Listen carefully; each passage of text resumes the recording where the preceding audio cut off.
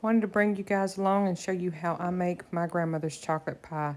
We want to first start off with a 9-inch pie crust. You want to perforate the pie, the crust itself, put it in the oven and go ahead and get it cooked.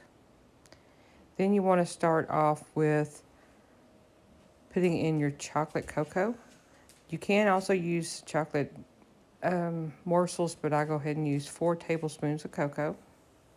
I have so many fond memories of watching my grandmothers make this pie. I was always the kid sitting on the at the corner waiting for her to finish with the beaters and the bowl so that I can lick the spoon.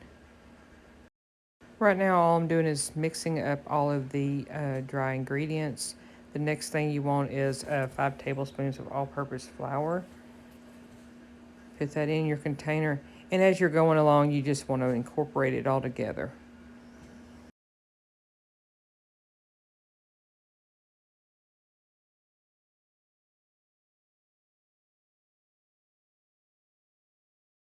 The next thing you want to add is your salt.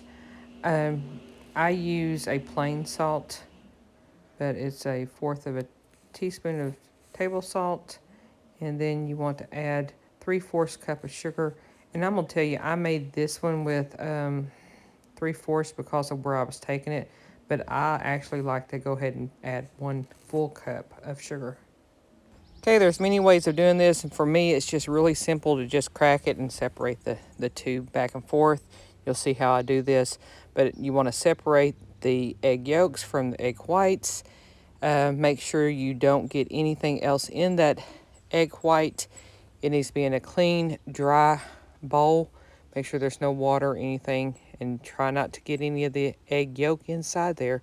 It's better to have less egg white in your meringue bowl than to have it mixed. So throw your yolks into your other bowl.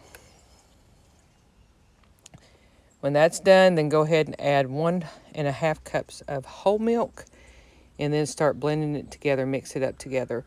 Um, it's not a whole lot there for me to do, so I'm just going to go ahead and do it this way. Some people will use a blender or a hand mixer, but I'm going to save that for when I make the meringue.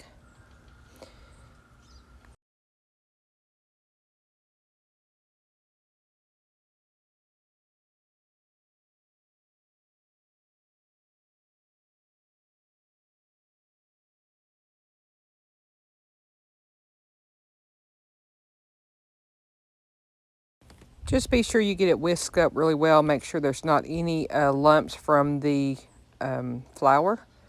You want to whisk it really well. Make sure it's all incorporated. Once you have it whisked really well and blended, then you can go ahead and turn on your heat. Now you're going to run this on medium heat, and you're going to steadily stir it until it gets bubbly and thick. Make sure you do not walk away from it because it will easily scorch, but stay with it and keep stirring. This will take about 5 to 10 minutes until it thickens up. At this point, as a little girl, this is where Grandma would put me in a chair and have me make these pies.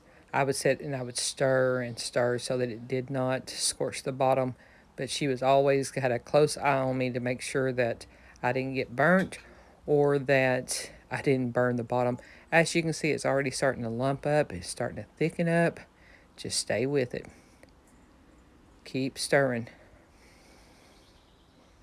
It's easy to go and buy a cheap pot, but at this point, it's best to go ahead and get you a heavy bottom pot that's thick so that whatever you're cooking doesn't stick to the bottom. As you can tell, this is really starting to get thick. Just stay with it. It's not quite ready. Once this is thickened up, then you're just going to take it off of the stove, and then you're going to want to put vanilla in your butter. So you need to have that with you and setting and prepped and ready to go. Okay, once it gets at a pudding consistency in which we're there. So we're going to go ahead and finish scraping the bottom, and then we're going to take it off the heat, and then we're going to add the extra ingredients.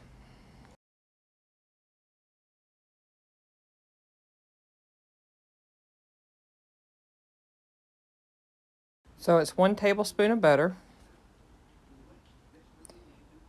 and then a half of a teaspoon of vanilla. Vanilla can be optional. I'm not a big vanilla fan, but with this, because the recipe called for it, I'm going to go ahead and add that in there, and then work in the butter. Just let it melt. Now, my butter was extremely cold. I had not set it out long enough. It was not at room temperature, but hopefully you'll do a better job of it than I did there.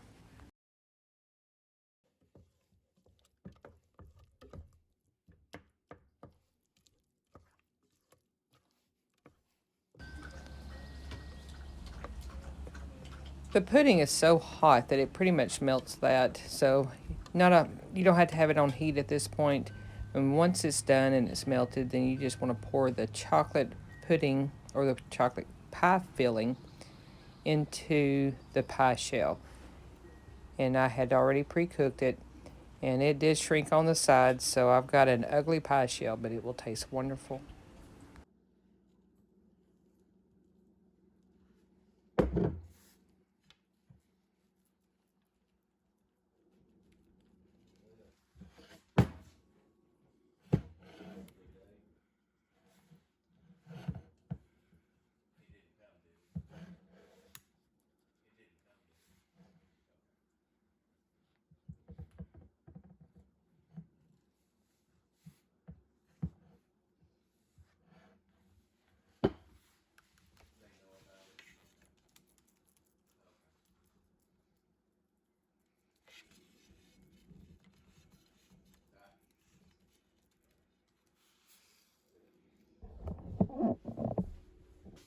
And what I remember most vivid when I was a little girl was, now I got to lick a spoon. It's good. All right, once that's done, set it out to cool. We're going to go ahead and start making the meringue. You need 2 egg whites and an 1/8 of a teaspoon of salt. Then you want to take your hand blender and mix it up, and it takes a few minutes, but you want to go ahead and get it as fluffy and light as you can. It takes, as you see, it's taking a little bit, but it does start whipping up and it gets airy and fluffy. And you want to do this before you put your sugar in, but just keep beating it. Now that it's extremely fluffy, now Richard's going to come in and he's going to add 4 tablespoons of sugar. As he's adding each tablespoon, I'm going to go ahead and mix it up. That's not necessary, but that's the way I do it. He's there, so I'm going to incorporate him to help me out here. Just make sure you blend it really well so that it is incorporated all out throughout there, and then the meringue is extremely sweet.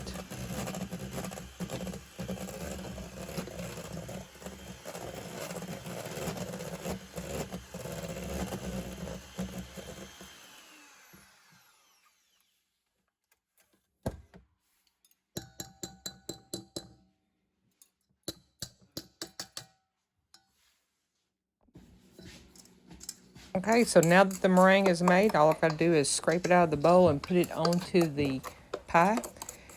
If you like heavy meringue, then you want to have more egg whites. I just did the 2 that was opposite of the egg yolks.